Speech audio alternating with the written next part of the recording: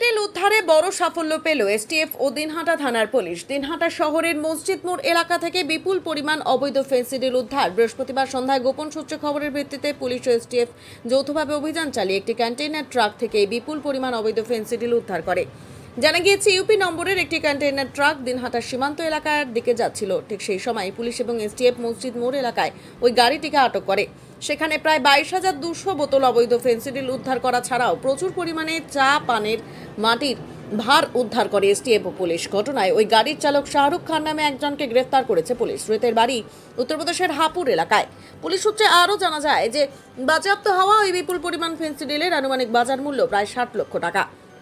এদিকে ঘটনার পরে সন্ধ্যায় দিনহাটার ডেপুটি ম্যাজিস্ট্রেটের উপস্থিতিতে ফেন্সিডিল উদ্ধারের প্রক্রিয়াটি ভিডিওগ্রাফি করা হয় এবং ওই গাড়ি চালককে গ্রেফতার করা ছাড়াও অবৈধ ফেন্সিডিল বাজেয়াপ্ত করে পুলিশ। ওই ফেন্সিডিল পাচারের চক্রে আরও কেউ জড়িত রয়েছে কিনা বা এর পেছনে বড় ধরনের কোনো মাফিয়া যোগসূত্র রয়েছে কিনা সমস্ত বিষয়টি খতিয়ে দেখছে দিনহাটা থানার পুলিশ। আজ শুক্রবার গ্রেফতার করা ব্যক্তিকে কোচবিহার এনডিপিএস আদালতে পাঠায় দিনহাটা থানার পুলিশ। চলো চলো চলো চলো চলো